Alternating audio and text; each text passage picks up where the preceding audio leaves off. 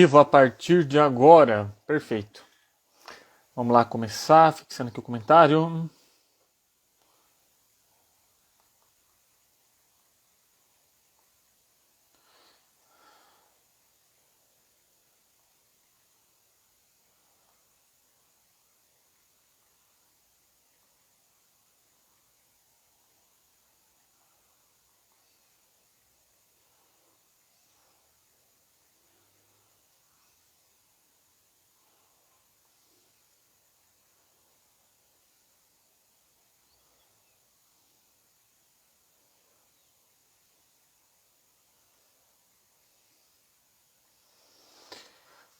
Boa noite, Aline. Bora fixar aqui o comentário, seja bem-vinda. Fixado? Fixado, valendo, isso aí, tá? Então, boa noite. Hoje a gente vai falar da importância do ócio e do tédio. Aparentemente meu óculos está meio torto. Fazer o que, né? Bora já chamar a outra linha aqui para começar a brincadeira.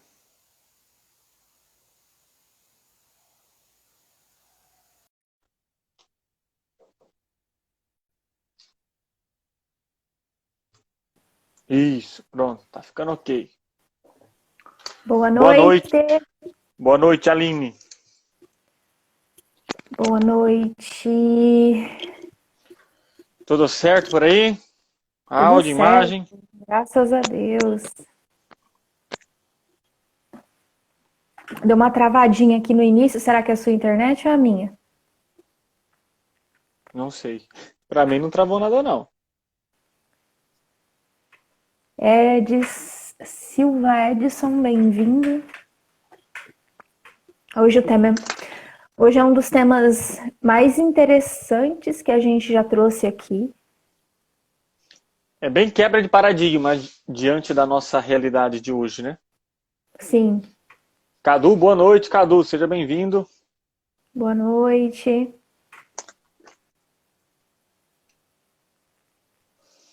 Vocês que estão entrando aqui, vai deixando curtida aí na live, o de praxe, né? Vai falando como tá o som e tal. E Tá encaminha dando... para no mínimo 3 pessoas, para a gente conversar melhor hoje. Vamos passando o feedback aí, gente,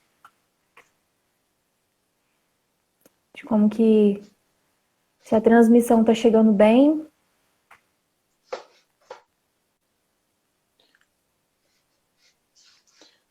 Edson, Cadu, vocês que estão aqui, a gente já deixa a seguinte pergunta para vocês, né? Diante do tema que a gente vai trabalhar hoje, o que vocês acham? Para vocês, o ócio, o silêncio, o tédio são importantes ou não? É coisa que a gente tem que aprender a lidar, faz parte do dia a dia ou a gente tem que evitar? Como que é na concepção de vocês aí? Amor, pega lá o controle do ar. Está quente. Boa noite, Débora. Maikla. Tá no meu criado mundo. Isso aí, pessoal. Quem quer iniciar já a temática, Aline? Tá ok, vamos lá, vamos começar então. Valendo.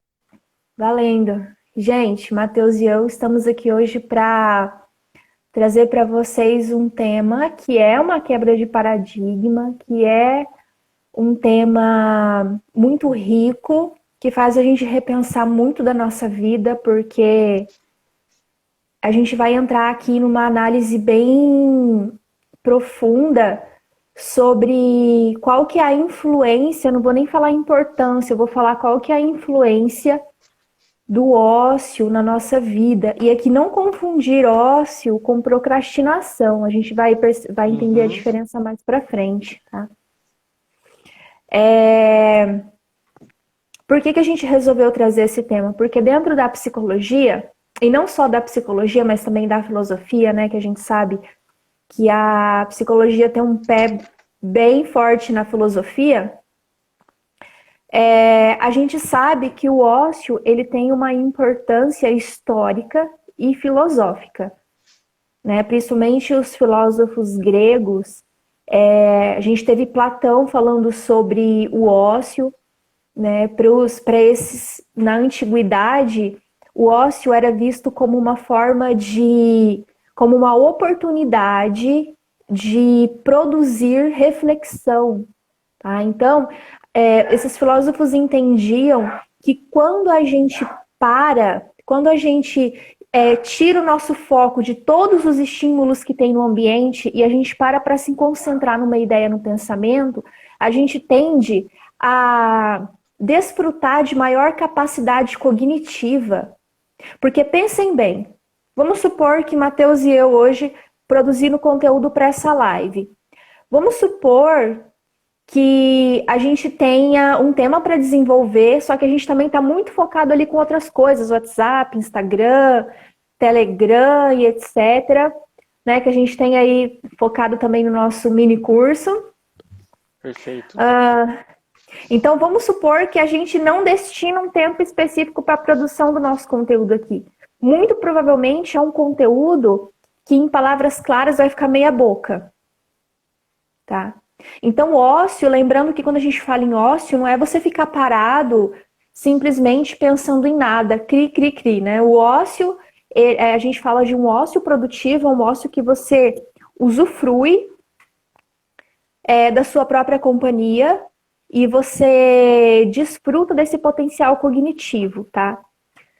O Cadu colocou aqui, ó, acho o silêncio importante para nós conectarmos a nós mesmos ou a algo específico escolhido por reflexão. Para reflexão. Não entendo ócio e tenho um pouco de medo do tédio. Legal você ter colocado esse assunto, a gente também vai falar sobre tédio. Mas para fechar a compreensão,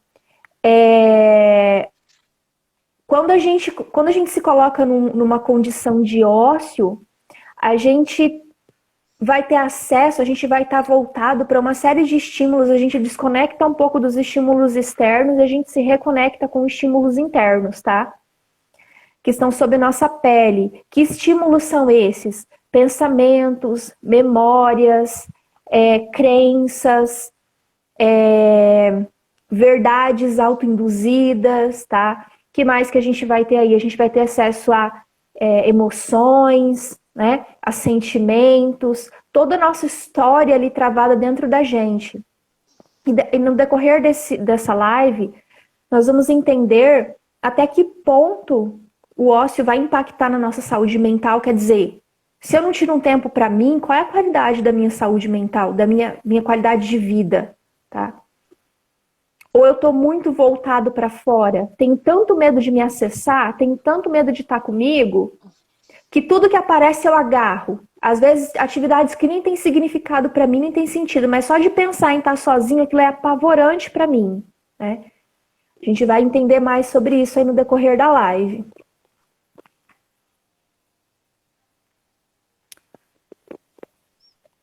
E aí o Cadu até falou interessante, né? Tenho medo do tédio. Por que será que se tem medo do tédio, né?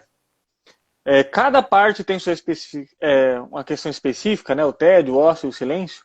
Mas eu encaro todos eles uma definição comum no sentido de serem motores da criatividade. Motores também da reflexão, da reconstrução. Por quê? São momentos que a gente não vai estar consumindo. Porque se a gente ficar só consumindo, ou seja, estou lendo, estou escutando, estou assistindo, estou lendo, estou estudando, estou assistindo, estou escutando, tarará, que momento que eu vou parar para organizar isso? Para colocar isso na cabeça, para fazer um entendimento, para fazer uma reflexão, para introjetar aquilo para dentro de mim. Tá? Eu até costumo dizer o seguinte, todas as coisas que nós temos hoje, se for ver, partiram meio que para combater o tédio, o ócio.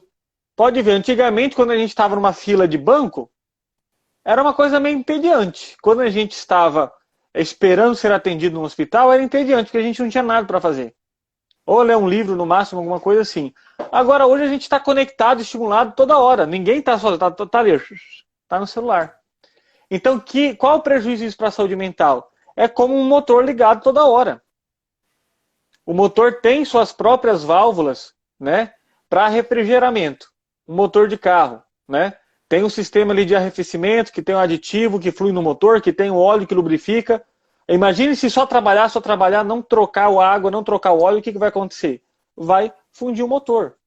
O ócio, o tédio, esse silêncio é justamente esse sistema de arrefecimento para diminuir essa temperatura e surgir resoluções, surgir ideias, criatividade, entendeu?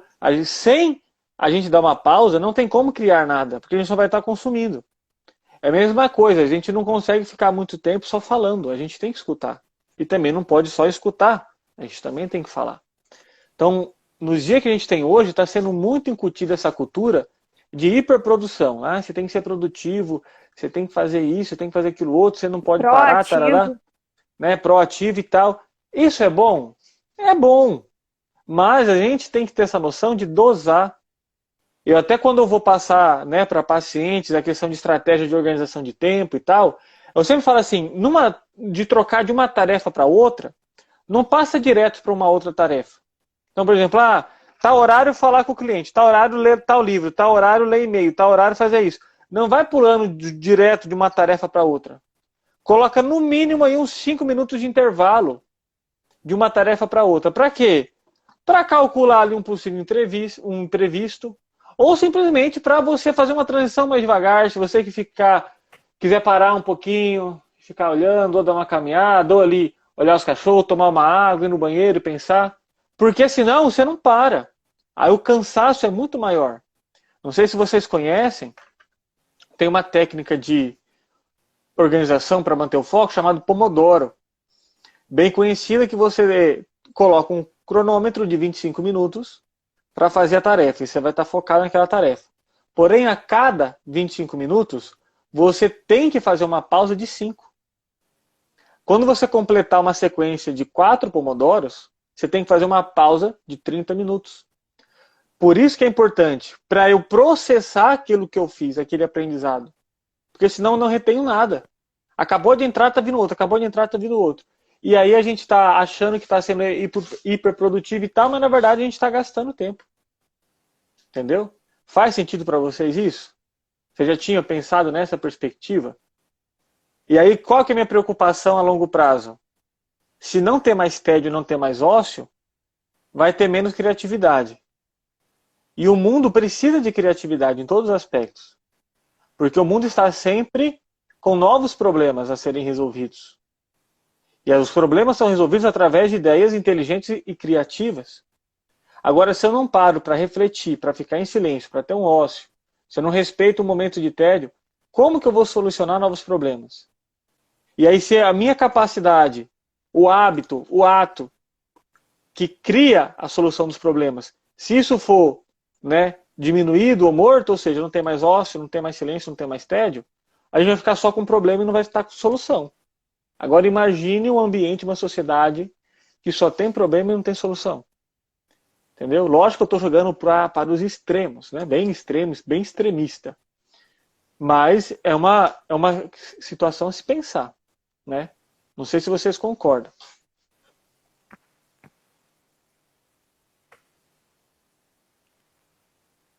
Aí a Débora falou, estafa mental vem se não organizar bem. De fato.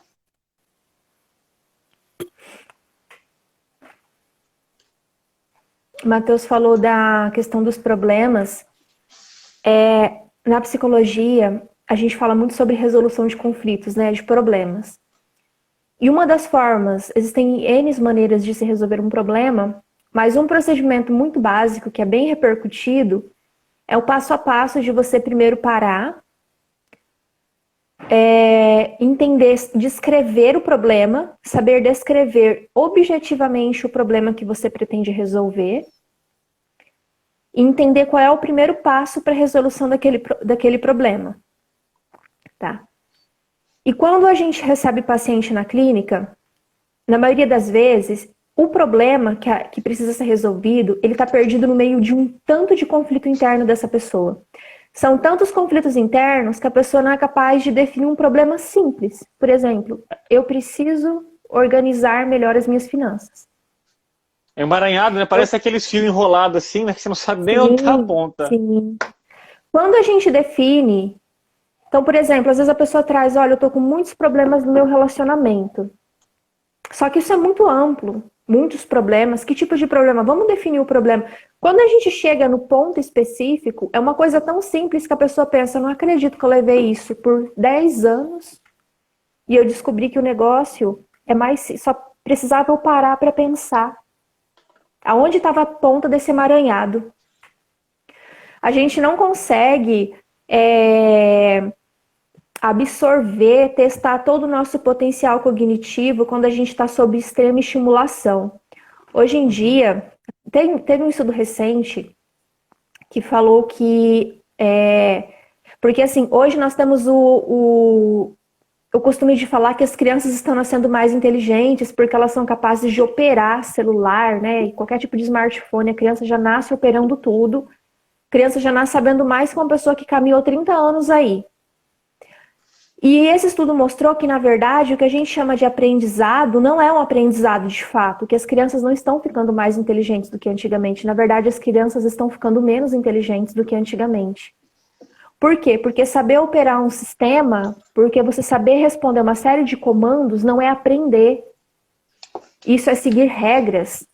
Tá? E isso não demanda tanto do seu potencial cognitivo em relação à aprendizagem.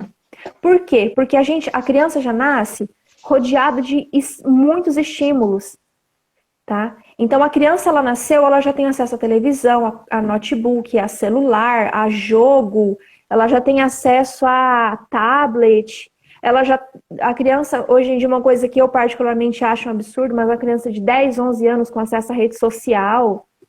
Então, assim, são tantos estímulos que a criança, ela perde a capacidade de ter atenção plena em alguma coisa. Por que hoje em dia as crianças têm tanta dificuldade de resolver cálculos simples, de adição, subtração, multiplicação? Hoje em dia as crianças têm tanta dificuldade de decorar, por exemplo, tabuada, né? Por quê? Porque não existe, a criança não tem o treino da atenção plena, que esse treino da atenção plena você só consegue fazer se você exercita o silêncio. Parece uma coisa muito difícil, né? Mas se você for parar para pensar, você tem muitas oportunidades no seu dia a dia de ficar em silêncio, mas a gente não consegue. Tem alguma coisa dentro da gente que grita o tempo todo por distração. Né? Poxa, eu terminei um trabalho aqui, fiz toda a minha lista de tarefas que eu tinha me proposto no dia, sobrou um tempinho, e o que a pessoa faz? Ela vai abrir o Instagram, né? Ou então ela vai fazer qualquer outra coisa que não tem nada a ver consigo. Por que é tão complicado para nós psicólogos treinar uma pessoa a fazer um simples treino respiratório? Por que é tão difícil falar para a pessoa, você precisa parar só 3 minutos do seu dia para fazer um treino respiratório, a pessoa chega falando, eu não consegui fazer. Não tive tempo. E aí é o momento que eu falo, se você não pode parar 15 minutos do seu dia para você prestar atenção em você, você está vivendo errado. Se você não tem 20 minutos para você no seu dia, reveja a sua vida, que você é um escravo. Você está vivendo errado. Então, assim, a gente percebe, por que a gente trouxe esse tema? Porque a gente percebe o quanto é difícil para as pessoas no processo terapêutico voltarem para si, tá? Quanto é complicado. E ali tocou um negócio interessante, justamente das crianças. Essa visão aí da mega produtividade está sendo um prejuízo para gerações futuras, né? Porque nas crianças, aqui, né, nem tanto, mas em grandes centros, muitas vezes, qual que era a rotina, né? Agora que a pandemia deve ter parado. Vai para a escola, depois vai para o Kumon, depois vai para a natação, aí outro dia tem inglês, outro dia tem aula disso, tem aula daquilo outro, daí depois tem a tarefa de casa. Ou seja, por isso que muitos pais aí ficaram doidos, porque eles quase não ficavam com os filhos. Aí veio a pandemia, forçou a ficar. E aí qual que é o problema disso? A criança não está tendo o tempo do nada. Tem que ter um tempo para nada. Olha, você não vai mexer com o celular, você não vai mexer com videogame, você não vai fazer... inventa, você não vai fazer nada. Inventa alguma coisa que quer fazer, vai criar alguma coisa, desenha, inventa. É bom ter esse tempo. Por que que pode ver? Ó, a nossa geração, né? Eu sou o quê? De 96. Eu acho que é a última geração que ainda passou por isso. Depois para frente eu acho que já foi mais difícil. Mas a geração antes da gente ainda, de 60, 70, 80, pode ver que em raciocínio lógico, em resolver problema, em conflito, eles são muito mais criativos. E se for ver, eles tiveram menos informação, menos acesso à informação do que a gente tem, do que essa geração atual teve, do que a geração depois da nossa teve. Por quê? Porque eles tinham bastante tempo de ócio, de silêncio, de tédio, e eles aprenderam, através de criatividade e tal, a resolver os problemas, os conflitos, a lidar consigo mesmo. Muitos não tinham nem TV em casa, o máximo era um rádio. Ou seja, nessa questão então de criatividade, porque né, a gente não vai adentrar tanto aqui em explicação sobre inteligência, que também seria um bom outro tema para outro conteúdo, mas para a resolução de conflito, para ter uma ideia criativa para resolver um problema, são muito melhores. Então esses problemas estão atingindo as crianças. E no futuro essas crianças vão ser adultas. E como será que vai estar? Né? Sim. E aí muitas vezes vem esse medo também do silêncio, porque é tipo assim, a gente escuta em clínica às vezes, mas se eu ficar quieto os pensamentos vêm. Eu não quero pensar o que eu penso. Não quero escutar a minha cabeça. Porque aí dói. Porque aí machuca. Então a pessoa está numa fuga dela mesma. Ela está numa fuga constante dos seus fantasmas. E o que a gente sabe sobre medo é que quanto mais a gente foge, mais forte ele fica. Mais esse fantasma cresce. A partir do momento que a gente opta por parar, nos preparar e encarar, ele vai diminuindo, diminuindo, diminuindo, até não incomodar mais. Ou incomodar num ponto que não faz diferença. Mas tem que parar de fugir, tem que bater de frente. E muitas vezes esse bater de frente é escutar, é parar, é ter o ócio, é ter o tempo. Então as pessoas estão com medo de ficarem sozinhos com seus pensamentos. Isso é muito, tipo assim, a gente não tem palavras para descrever o tanto que isso é sinistro, o tanto que isso é complicado, o tanto que isso é nocivo. A pessoa tem medo de ficar com ela mesma, com seus pensamentos. Pensa só como isso é sério. Entendeu? Quais foram os comentários que tiveram aqui? Uma crítica a você, Matheus.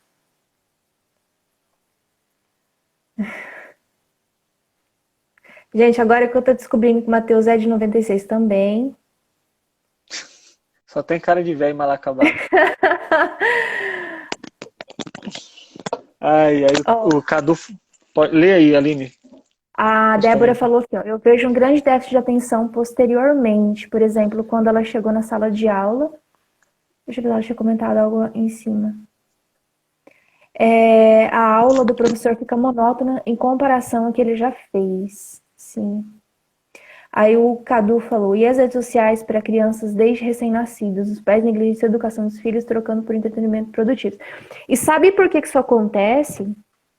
Agora eu vou jogar uma hipótese aqui e vocês digam se vocês concordam com isso ou não. É a criança que nasce já com essa falta de potencial para o silêncio, para o ócio? Não. Porque se eu sou uma pessoa que eu não tenho tempo nenhum para mim, eu vivo atarefada, eu vivo olhando para o externo, para o externo, para o externo. Se eu tenho filho, como que vocês acham que vai ser o gerenciamento do tempo do meu filho? Se eu não tenho capacidade de tirar meia hora do meu dia para estar com o meu filho, e eu sei que criança cobra atenção todo momento, o que eu vou fazer? Eu vou encher essa criança de tarefa. Porque a criança ocupada, eu me mantenho tranquila. Tá? Então, assim, cada coisa que a gente vê, sabe, em educação de criança, que chega a dar um pouco de medo, assim, do nosso futuro. Porque a dificuldade mesmo dos adultos de gerenciar o tempo da criança, porque a criança não é responsável pelo gerenciamento do tempo dela, são os pais, né? Se um pai ou uma mãe colocar um tablet com um jogo na mão de uma criança, a criança vai ficar ali um dia inteiro, se deixar, nem comer ela come, tá? Então, assim, e outra, vamos entrar no âmbito aqui do... Débora, você é idosa? Acho que a gente tem a mesma idade, hein, Débora? Você também tem 26? Se você tiver 26... Então, Vamos entrar no âmbito aqui do transtorno mental, que o Matheus fez uma excelente introdução, né, falando dos aversivos internos. Quando a gente pega uma pessoa que tem depressão, uma pessoa que tem distimia, tá? A maior queixa, geralmente, é o quê? É a falta de sentido. Eu não vejo sentido nenhum na minha rotina. Eu não vejo sentido em levantar, escovar os dentes, em tomar um banho. Eu não vejo sentido em comer, tá? A gente chama de apatia e anedonia, certo? Essa falta de sentido, ela faz com que o vazio vire um buraco em que a pessoa cai e ela some, ela desaparece, entendeu? Quando a gente começa a resgatar essa pessoa de um quadro depressivo, o que a gente percebe é que a pessoa começa a ver mais sentido no tempo dela. Tá? Então, a pessoa que já consegue fazer coisas para si, ela já consegue ler um livro, ela já consegue, de repente, fazer uma caminhada, ela já consegue arrumar a própria cama, tá? Em certos níveis de depressão, pasmem, mas arrumar a própria cama é o maior desafio do planeta, tá? Então, o que a gente percebe?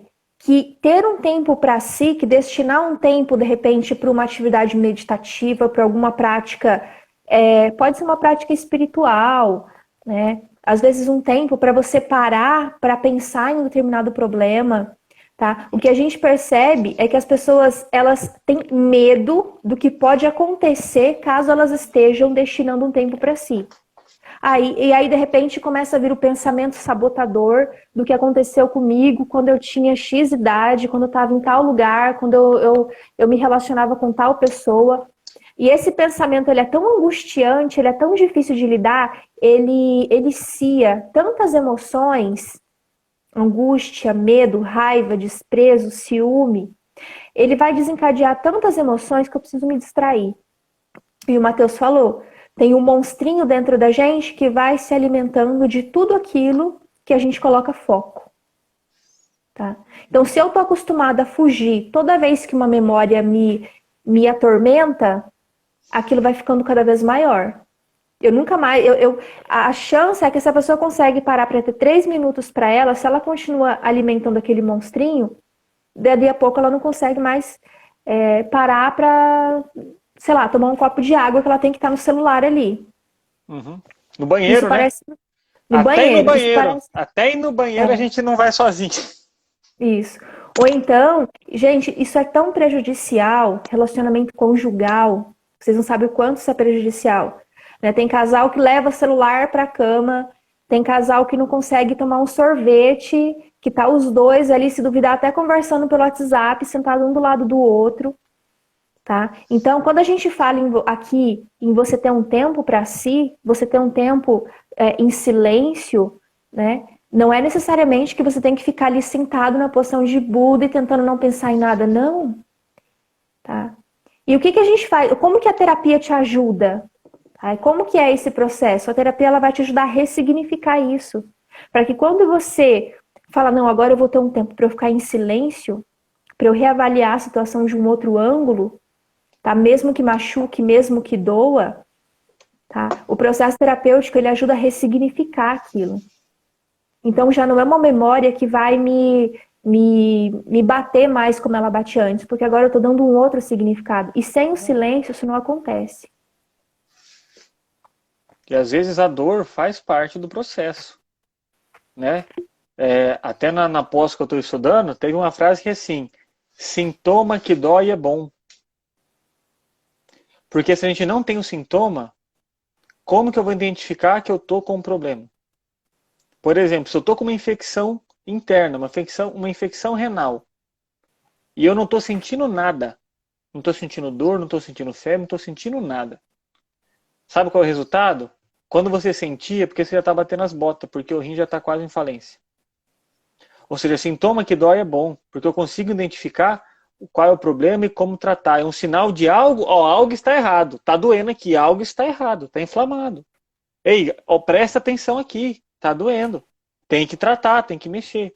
Então, sintoma que dói é bom. Agora, quando a pessoa fala, não sinto nada, não dói nada, estou tranquilo, Aí sabe que passou por um trauma, por transtorno, ou passou por algum processo. Não, estou tranquilo. Ou seja, como se ela tivesse em negação, embotamento de não sentir aquilo, aí é um problema. Tá? E aí, quando a Aline fala essa questão da pessoa, nossa, não tem 3 minutos para passar, para ter esse tempo com você, quando a gente vai falar questão de tempo, pessoal, tempo é questão de prioridade. Eu tenho tempo para aquilo que é prioridade para mim. Tudo aquilo que é emergente, urgente, eu dou um tempo. Eu arrumo uma forma. Por exemplo, se estourar o cano da sua casa agora à noite, você vai falar, eu não tenho tempo para mexer com isso. Não, mexa amanhã. Não, filho, você vai ter que, é importante e urgente. Você vai ter que gastar o tempo com aquilo. Então, tempo é questão de prioridade. Agora, se você não tem 3 minutos para passar com você, é porque você não está priorizando você mesmo. E isso é muito perigoso. E aí, quando a gente está falando de tempo também, né, de tédio e tal, a gente tem que falar de descanso. Eu, uma vez estudando, descobri uma coisa que fez total sentido para mim. Descansar, na verdade, não é você ficar sem fazer nada. Porque presta atenção, ficar sem fazer nada também cansa.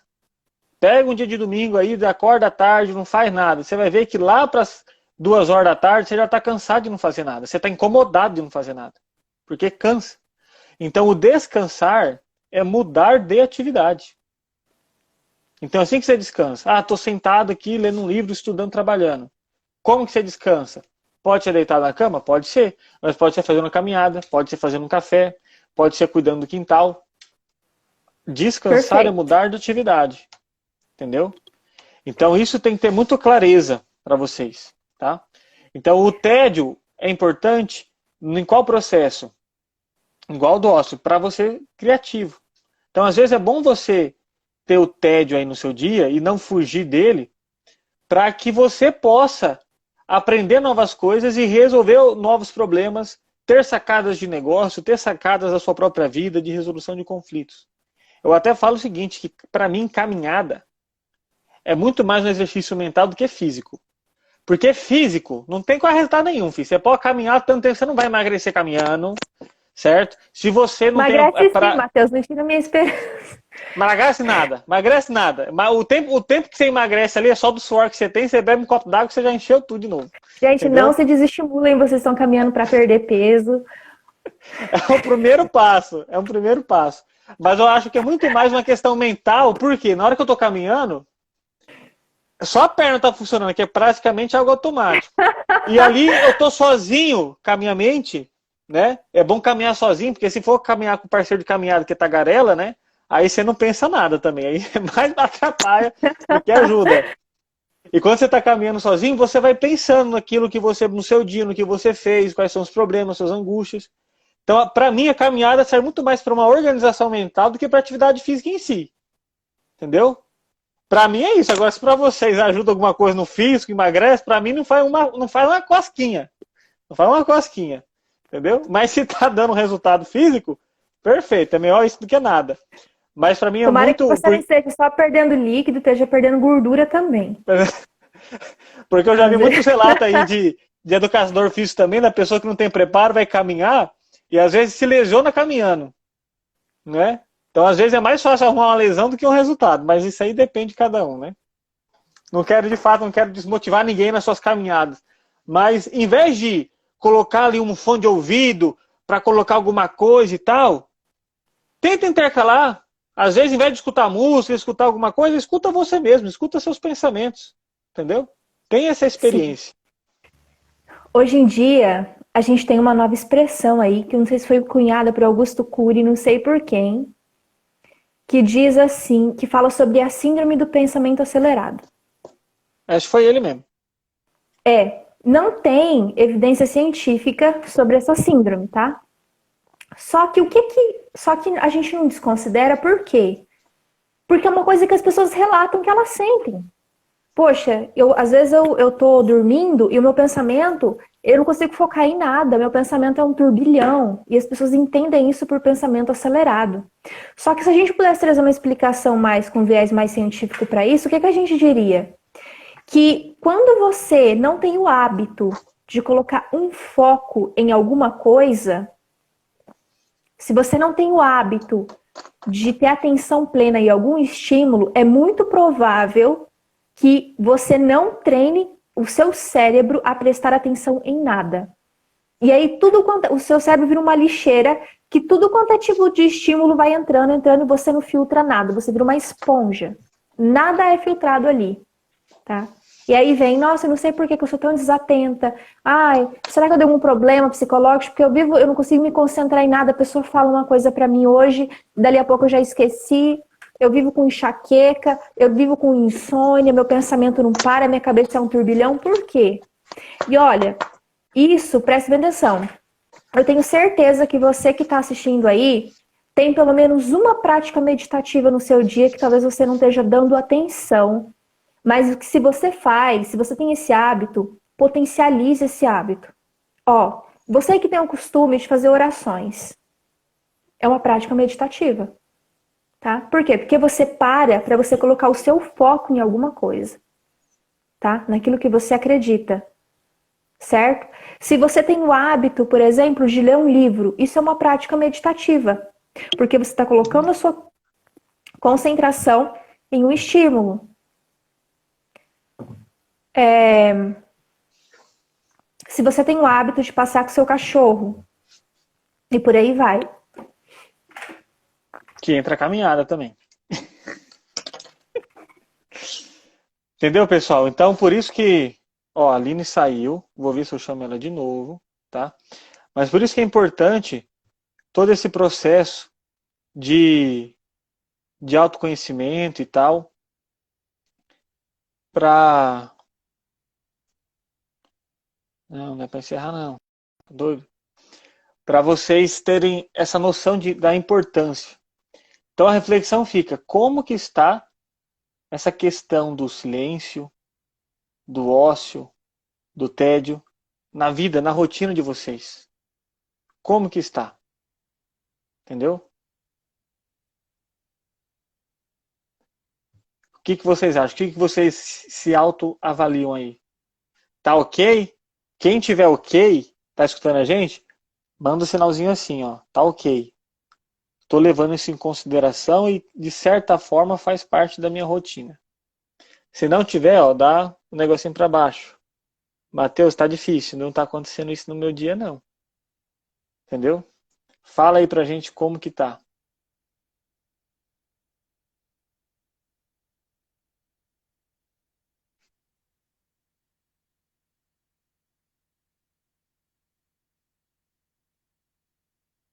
Se vocês tiverem alguma pergunta também, tá?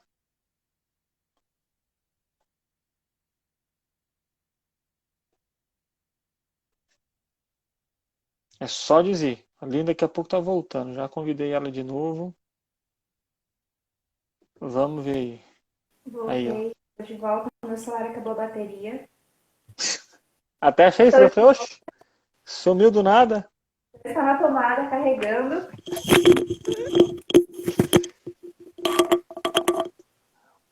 Aí, ó. A Inês falou que faz parte da sua rotina sempre, ótimo. O Cadu falou que mais ou menos. Cadu, e outra? A gente tem que fazer uma coisa aqui, pessoal. A gente não pode trocar uma cobrança por outra. A vida é maleável, tá? O importante é você ter consciência de que isso é importante. Agora, não pode trocar a pressão de que, nossa, você tem que produzir, tem que produzir, tem que produzir, para a pressão de que não, você tem que se cuidar, tem que se cuidar, tem que se cuidar. Tem que ser algo que vá fluir natural. E com certeza vão ter dias que vão ser loucos, corridos, que nem eu, nem a Aline, a gente consegue ter esse tempo. E vão ter dias que a gente vai conseguir. Entendeu? Então não é uma questão, ó, é assim, se você não está fazendo assim, está errado. Você é uma má pessoa. Não. Você tem que ter a clareza de que isso é importante, de que isso faz diferença. Tá? Tendo isso, ok. Nos dias que for possível, você vai se esforçar para isso. Nos dias que não for possível, não foi possível. Amém. Pelo menos antes de dormir, pessoal. É o que eu falo assim, sempre antes de dormir ou acordar é possível. Aproveita essas deixas, né? Acordar da cama, ao invés de acordar já pilhado, já fazendo...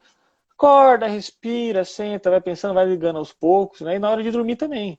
Vai pensando, analisa o seu dia, como que foi, como que tá, entendeu? Mas não tem necessidade de ter medo do tédio, ter medo do ócio, ter medo do silêncio. Busque, permita essas coisas na sua vida. né? Faça esses exercícios que você vai ver que vão lhe trazer resultados. Sim. E você pode pensar em qualquer coisa, não existe. Ai, Aline, ou Matheus, né? Eu não consigo, por exemplo, ler. Eu não consigo ler. Se você tem muita dificuldade de desenvolver o hábito de leitura, procure outra prática para você, meditativa, tá? Então, assim, se você desenha, se você borda, se você, não sei, dança, se você, qualquer coisa que você faz que te permita colocar o seu foco em um estímulo específico, isso já é uma prática meditativa, isso já é estar com você. Lembrando que o nosso cérebro, ele não para de pensar, tá? Se você já ouviu alguém dizer, por exemplo, você consegue controlar seu pensamento, não, você consegue com essa técnica não pensar, tem muita coisa fajuta desse tipo por aí. Já vi, uma vez eu vi uma técnica no YouTube que falava assim, assista esse vídeo e você irá aprender a não pensar em nada por 10 minutos. Eu, Sério. eu não dou conta, não. Eu fiquei o tempo todo pensando naquilo. Eu fiquei o tempo todo pensando como que eu vou fazer para não pensar. Para não pensar, tá? E às vezes a gente acha que uma prática meditativa é você não pensar em nada. E você vai pensar, a sua mente ela vai te levar para o passado, ela vai te levar para o futuro, tá? Você vai fazer essa transição o tempo todo. É natural. E você não consegue interromper esse fluxo.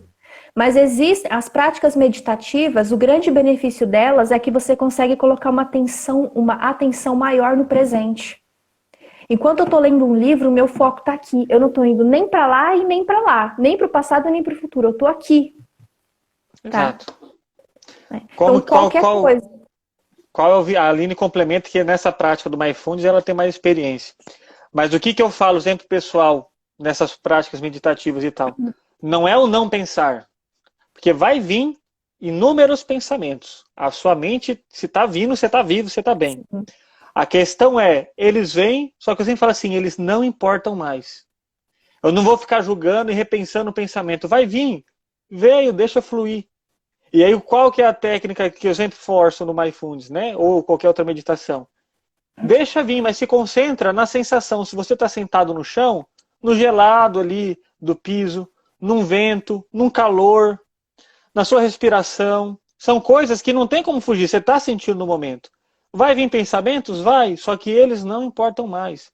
Não fique discriminando, eu não devo pensar nisso, esse pensamento é ruim, esse pensamento é mau, isso me dói, isso não dói, isso é Não, você não vai ficar discriminando, julgando pensamento nenhum. O que vai vir, deixa fluir, deixa ir no mar. E você vai focar no aqui no agora. Por que ler livro faz você focar? Porque você está vendo ou a textura do dispositivo, né, se você está lendo no celular, ou no papel, na cor, no formato da fonte, na palavra, de interpretar aquele significado da palavra, entendeu? Só que esse papo aí de, nossa, você vai se concentrar até sua mente se esvaziar e não pensar em nada, não funciona. Não funciona, né? A gente não trabalha assim. Até quando eu utilizo algumas técnicas, né, que eu estou mais ou menos estudando, deveria estudar mais, mas de hipnose eu consigo fazer algumas coisas. Como que a gente faz para essa questão da pessoa se concentrar? Porque hipnose é concentração, né? Não é macumba, não é mágico. É concentração. É justamente dessa sugestão. Os pensamentos vêm, mas eles não importam mais. Você vai escutar outras coisas, a minha voz, pode escutar o ruído de alguém, só que isso te relaxa cada vez mais. Isso não importa mais. Ou seja, a pessoa escuta, vem os pensamentos, só que ela está focada em se relaxar no seu corpo, nos músculos desligando, na respiração, entendeu? E isso acontece só se você permitir querer ter essa experiência, querer passar por isso, querer ter isso. Agora, se você ficar, eu não consigo, não vai dar certo, não, mas eu estou pensando, não, mas não devia pensar isso, não, fulano, se concentrar, não, faz isso, não, você está fazendo errado. Você não vai conseguir se relaxar, você não vai conseguir meditar. É impossível. Matheus, eu vou falar aqui uma coisa que pode doer um pouco, dependendo de como que é a sua história de vida. Mas se você não é uma boa companhia para si mesmo, você não vai conseguir ser boa companhia para ninguém. Ótimo. Porque se eu não sou boa companhia para mim, eu vivo tentando me distrair. Eu nunca vou conseguir me desenvolver como pessoa. Eu nunca vou conseguir ter um conteúdo. Eu nunca vou conseguir iniciar e manter uma conversa agradável com ninguém. Por quê? Porque eu tô sempre me distraindo. A pessoa que conversa comigo, se eu sou o tipo de pessoa que odeia a minha companhia, a pessoa que conversa comigo, eu só vou conseguir falar com ela sobre TikTok, sobre Instagram, sobre, sei lá, eu nunca vou conseguir ter um conteúdo aprofundado, sabe, para ser uma pessoa interessante. Então, se você quer, primeiro passo, trabalhar repertório de habilidades sociais. Você quer ser uma pessoa mais interessante para conseguir estabelecer relações de amizade, para conseguir um parceiro amoroso, uma parceira amorosa, para conseguir se dar bem, sei lá, numa entrevista de emprego, qualquer coisa assim. Você quer ser uma pessoa mais interessante para os outros? Então seja interessante para si mesmo. Exato. Porque você vai se desenvolver como pessoa. E aí quando você estiver na companhia dos outros, vai ser agradável, tá? Porque você tem conteúdo. Porque se você não gosta de passar tempo nem com você mesmo, porque os outros vão gostar. Exato, exato. É aquela pessoa, sabe aquela pessoa superficial, monótona, você começa a conversar com ela, vontade de sumir? Pois é. Vazia, Todo sem mundo conhece assunto, alguém bobo. assim, Uhum. né? É uma pessoa aleatória, né? A gente chama de pessoa aleatória, ela não se fixa em assunto nenhum, fala muito superficialmente sobre tudo. Pois é. E aí, Matheus, vamos falar da relação do ócio, da importância do ócio, do vazio e da ansiedade? Bora, já tá, ó. A gente já tem 46 minutos de live, a gente já Então tá. vamos. No finalzinho a gente quer Pessoal, retomar só a questão do mini curso com vocês, viu? Fica aqui até o final para escutar a gente. isso. A gente vai falar agora da relação do ócio e ansiedade. E eu quero que vocês que estão aí já vão colocando aí qual que é a prática meditativa do dia a dia de vocês. Qualquer coisa, brincar com meu cachorro na grama, cozinhar. Coloque aí qual que é a atividade meditativa favorita de vocês, tá? Alguns já colocaram, né? Fazer oração. Vamos lá. Pessoal, quando a gente trabalha ansiedade na clínica, qual que é a primeira coisa que a gente observa? Como que a pessoa está lidando com as respostas emocionais dela, tá? Então, a ansiedade, ela é um fenômeno fisiológico, tá? Você tem ali um estímulo aversivo, de repente uma memória, uma situação muito específica, e aquilo vai desencadear, eliciar respostas emocionais no seu corpo. Como que a gente trabalha a ansiedade na clínica, principalmente? Fazendo com que a pessoa consiga ter maior controle dessas respostas emocionais. E como que a gente faz isso? Através das técnicas de mindfulness, tá? Que a gente já falou aqui outra vez. É uma das técnicas mais recomendadas para quem sofre de ansiedade. Porque a pessoa vai, no mindfulness, né, não necessariamente no mindfulness, mas na meditação a pessoa vai fazer um treino respiratório, tá? Ela vai fazer um filtro de pensamentos, não é controlar, é filtrar os pensamentos. Ela vai navegar na impermanência dos pensamentos. Então ela não vai se fixar em nada. Os pensamentos vão vir e vão ir como se fosse um rio. Eles passam, tá? Quando a pessoa consegue colocar toda a atenção dela, por exemplo, numa âncora, num estímulo, seja respiração, qualquer parte do corpo, né, que a gente recomenda muito escaneamento corporal também na meditação, tá? Quando a pessoa aprende a fazer isso, ela começa a ficar sob o controle de estímulos do aqui e agora, e não do passado e nem do futuro. Eu não fico mais super preocupada com o que vai acontecer amanhã, e nem triste, culpada e ressentida com o que aconteceu no passado. Eu tô aqui. E aí, se eu não trago memórias ruins do passado e nem as perspectivas catastróficas do futuro, o que acontece? As minhas respostas emocionais vão aferrecendo, vão enfraquecendo cada vez mais. Tá? Então, olha a importância do ócio, do silêncio, para o controle, para a aplicação da técnica e controle da ansiedade, tá? Não adianta, você pode tomar ansiolítico, você pode fazer tratamento psiquiátrico, se você não tiver esse avanço terapêutico, dificilmente você vai conseguir colocar a ansiedade sob controle. Porque quando você parar ou esquecer o ansiolítico, as respostas emocionais vão vir. Tá? Porque, na verdade, o que o ansiolítico vai fazer? Ele vai ter esse controle das suas respostas fisiológicas, né? Não são nem emocionais, da fisiologia do seu corpo. Mas ele não muda o seu padrão de pensamento. Tá? Exato. Isso é o papel da terapia, né? E não faz a reestruturação cognitiva, né? Isso. Ele só vai trabalhar o sintoma físico, né? Dos neurotransmissores e tal. Só que a readaptação é você que faz. Tá? Então, tudo isso, pessoal, faz parte, querendo ou não, de um processo de proficiência emocional, de regulação emocional, tá? Porque faz parte das emoções. Como assim, Matheus? Olha, se eu fujo do silêncio, do tédio, do ócio, porque eu tenho medo do que pode vir, medo é o quê? Emoção. E aí, eu estou optando por uma regulação disfuncional. Entendeu? Porque de qualquer maneira, quando vem uma carga emocional, a gente encontra o corpo, nós encontramos uma forma de extravasar aquela carga emocional. Então, o gritar, o brigar é uma certa regulação emocional, porém desfuncional. A gente vai ensinar no curso regulação emocional de uma forma funcional. Entendeu? Então, se a questão é do medo, que eu estou impedindo de ter o tédio, de ter um ócio, de parar para pensar, parar de meditar, então a gente tem que mexer nessas emoções, identificar outras maneiras de lidar, de identificar esse medo, de onde está vindo, você vai reconhecendo, entendeu? E sabendo como que isso funciona.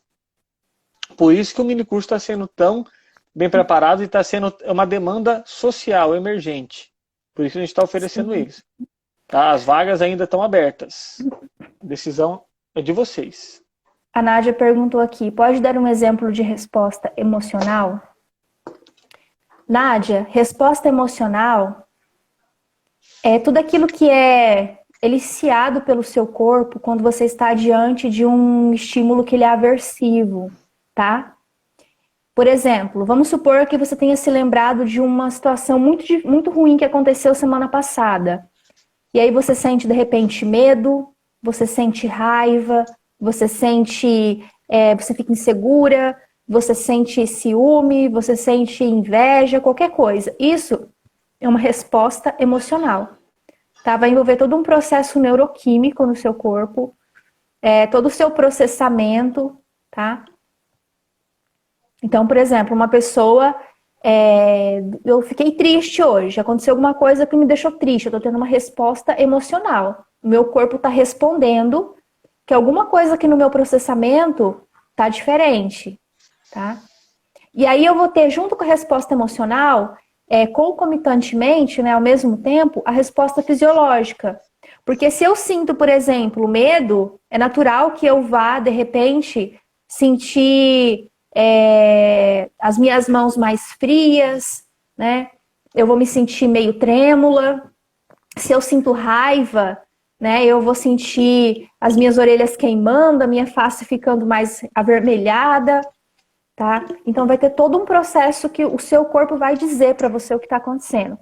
No mini curso, a gente vai trabalhar tudo isso de uma forma muito mais aprofundada, tá? Isso é só a ponta do iceberg, como a gente fala aqui sempre. Então... Tem uma pessoa aqui, ó, que tá querendo aparecer, só que ela fica se esfregando em tudo, quase derrubando o tablet, certo? Mexendo de pelo aqui em cima da mesa. Carente. E aí, pessoal, o mini curso ainda está com as inscrições abertas, eu produzi bastante conteúdo aí para mostrar a importância disso no decorrer dessa semana. Os vídeos estão todos aí no meu perfil, entendeu? E é de suma importância para você aprender a como identificar a sua emoção. O que o minicurso não vai fazer? Não é terapia. Então a gente não vai mexer ali na questão do trauma, da sua história, do seu passado que está causando esse medo. Não tem, é desumano, não tem como a gente abordar isso. Tá? O minicurso não vai fazer você ser uma pessoa menos emotiva. Infelizmente não. Mas vai ensinar você a lidar com essas cargas emocionais repentinas que você tem. Tá? Então, a gente não está prometendo milagre, a gente não quer que as pessoas entrem no minicurso com um viés, com uma expectativa que não é a gente está oferecendo, entendeu? O que a gente vai entregar e oferecer é uma forma de você identificar, reconhecer e gerir as suas emoções. E isso a gente vai entregar, e isso é possível ser entregue, isso é possível ser aprendido, por isso que a gente está fazendo. Entendeu? Se Sim. aparecer alguma demanda, a gente perceber que está aparecendo uma demanda muito pessoal, aí a gente clama no privado e a pessoa faz o convite para a pessoa iniciar um processo terapêutico. Mas aí a decisão também é da pessoa. É outra coisa fora do minicurso. Tá? Matheus, mas pode falar. só para complementar a sua fala, acho que a coisa mais certa que a gente pode dizer que é o seguinte: se você tem ficado sob controle de respostas emocionais muito negativas, entre aspas, né, de raiva, ciúme, enfim, de muita ansiedade, se você já tentou de tudo, tenta mais essa. Quem sabe? Uhum. Né? Você tentou de tudo e não deu certo? Você ainda não fez terapia? Você tem consumido certos livros e vídeos e nada tem te ajudado? Quem sabe não é essa a sua oportunidade, tá? E aí eu vou só encerrar, eu vou compartilhar com vocês, com base no conteúdo da live aqui, sobre essas práticas meditativas que a Aline falou. Isso, derruba as coisas da sua mãe, gata, que você vai ver a excelente. Uma história minha com prática meditativa que eu faço, tá? Que está totalmente ligado à minha escolha por psicologia.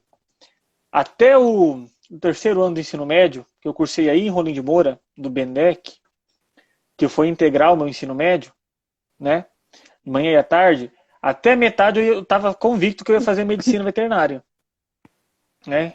Que eu queria fazer desde pequenininho, querendo fazer veterinária. Porém, não é todo mundo que sabe, mas eu confecciono terço. Eu sou católico e eu faço terço. Tem até uma quase microempresa de venda de terço, né? Tem um perfil aqui no Instagram também, chamado Mater Day. E aí um belo dia, confeccionando meus terços para fazer, certo? Tô lá fazendo terço, e é uma atividade meditativa, porque você está concentrando ali em passar a linha no buraquinho das contas, dar o nó, puxar o canudo, queimar a linha e tal, tararara, e pensando, né? E muitas vezes eu fazia o terço e já ia rezando também. Juntando duas coisas ao mesmo tempo, né? A prática de oração e de confecção, artesanato. E aí me veio assim, né? Uma moção assim, psicologia. Falei, ó Deus, você tá doido? Psicologia, nunca pensei em psicologia, você tá doido? Eu queria fazer veterinária. Aí qual foi a resposta que veio para mim, né? Deus falou assim, eu quero você cuidando de gente, não quero você cuidando de bicho. Né? Eu falei, então tá bom. Então bora lá. E aí eu fui estudando, fui pesquisando sobre, fui participando do que eu podia, né? Teve a semana científica, semana da psicologia na Farol nesse ano, que eu estava no terceiro ano, eu participei. Aí eu fui pesquisando, falei, não, é isso mesmo, né? Deus mandou e tal, eu aceito, gostei e foi. Entendeu? Então, para você ver, talvez se eu não tivesse uma prática meditativa ali de parar, de pensar, de refletir, de orar, eu estaria num caminho e eu iria cursar veterinária. Talvez eu estaria na veterinária, talvez eu seria um bom profissional, mas eu duvido que eu me realizaria tanto como pessoa e como profissional como eu me realizo sendo psicólogo. Então, para você ver o quanto que isso é importante. Às vezes, decisões que vão impactar a sua vida como um todo. Escolhas de casamento, de relacionamento, de negócios, de empresa, de serviço, podem surgir ou podem ser resolvidas nesses momentos de silêncio, de meditação, de tédio, de ócio.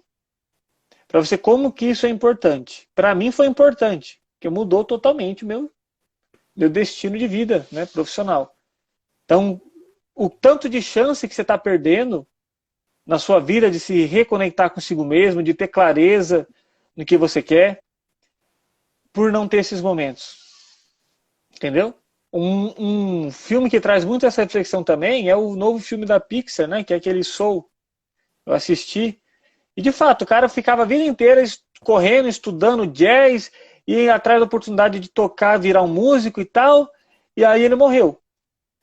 E aí só depois lá o filme vai ter todo o enredo lá que ele descobriu que na verdade não é a vida, o sentido da vida não é ter essa missão, não era tocar numa banda, mas é aproveitar a vida. É sentir, é permitir os momentos, é sentir a natureza, é sentir o ar, é sentir você, é sentir o ambiente. E isso tudo faz parte de um silêncio, isso tudo faz parte muitas vezes de um ócio, faz parte de um tédio. Então isso são fatores fundamentais que fazem parte dessa construção de saúde mental. Então espero que a gente tenha conseguido trazer essa reflexão para vocês. Obrigado por vocês que ficaram aqui, que estão aqui conosco até agora, e por todos que passaram também, tá? Obrigada. E que a mensagem tenha sido plantada. Alguma consideração final, Aline? Não, Matheus, acho que você já falou tudo. Meditação nada mais é do que você passar um tempo com você, né? Silêncio, você não consegue. Você até consegue, talvez, se você já tiver um bom caminho aí com meditação, conseguir manter um foco mesmo em meio a muitos estímulos. Mas para quem não tem, para quem tem aquele. Acredita que tem um pensamento muito acelerado, é muito ansioso e tudo mais, começa tentando tirar um tempo para você na sua rotina. Por mais corrido que seja, por mais, não sei, apertados que sejam os seus horários, tenta, tá? Pode ser no trabalho, pode ser 5 minutos no seu trabalho, tá? Tenta tirar um momento para você. Tenta colocar o foco em uma coisa só. O que eu dou de dica para facilitar isso, Aline? Imagine que é um amigo que está te chamando para sair, só que esse amigo é você mesmo. Isso. Você não tem aquele amigo que fala assim, fulano, vamos se ver? Faz tempo que nós não se vê. E tipo assim, não tem nada marcado. Você simplesmente não se vê. E lá você decide depois o que faz, o que deixa de fazer, e o negócio flui. Para onde que vai. E qualquer lugar que você está com essa pessoa é gostoso. Por quê? Tem uma boa amizade. Isso tem que acontecer com você. Então coloca na sua agenda, tempo para mim. Aí quando chegar, o que vai fazer? Não sei, na hora que chegar no seu tempo, que é para você, você cria. Você cria. Exato. Mas não seja ficar em rede social, consumindo. Não, é para você. Por exemplo, no meu caso, é cortar da minha barba, é mexer no cabelo, entendeu? É fazer algum processo de beleza, cuidar da sua pele. Não sei, entendeu? Fazer algum artesanato, arrumar alguma coisa, alguma porta, construir alguma coisa, gambiarra. Aqui o meu quarto é cheio de gambiarra aqui. PVC para minha vida, que eu vou emendando os PVC, para mim é quase igual Lego. Tem um monte de PVC na parede, arara, as coisas, estante, vai fazendo. Entendeu? Então dedica um tempo para você. É sair, é tomar um sorvete, é fazer uma caminhada, não sei. É o seu hobby. Imagina que você está saindo com aquele seu amigo que é gente boa, só que é você mesmo. E quando você aprender a ser uma boa companhia para você, o outro ele não vem para te preencher. Né? Você não vai sugar o outro como se ele tivesse a responsabilidade de dar sentido para a sua vida. A pessoa vai te transbordar. E isso tem uma diferença gigantesca. Ela vem para somar e não com aquela responsabilidade de fazer você feliz e de fazer a sua vida valer a pena. Tá? Então, esse é o nosso recado. Obrigada a todo mundo que acompanhou a gente. Esse é o nosso recado de hoje. Obrigado, até semana que vem. Semana que vem tem mais live, segunda-feira, e acompanha a gente, tá? E a inscrição do minicurso, tá bom? Se você quer saber mais sobre o minicurso, pode me procurar, pode procurar a Aline, mas uma coisa eu garanto, se vocês permitirem dar esse passo, a vida de vocês vão ser outra coisa depois. Vocês vão aprender muita coisa e que não é coisa que vai se encontrar facilmente em qualquer lugar, tá? Vai fazer diferença, a escolha é sua. Então, até mais, pessoal. Boa noite, Aline. Tchau. Vou encerrar o tempo. Até mais, Matheus. Tchau, tchau. Tchau.